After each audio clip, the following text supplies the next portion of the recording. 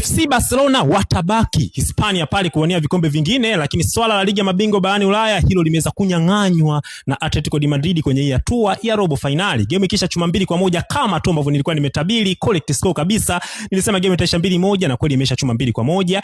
FC Barcelona they give it all, lakini pengine sasa Garcia atajilaumu zaidi kwa ile kadi nyekundu ambayo alipata. Labda ongeza hata kurudi mchezoni wakasawazisha, labda game ingeenda 3-3 hata extra time, lakini bado mambo yamekuwa magumu. Barcelona wamecheza vizuri sana, lakini Atletico Madrid wamekuwa smart sana kipindi cha pili kwenye kuzuia.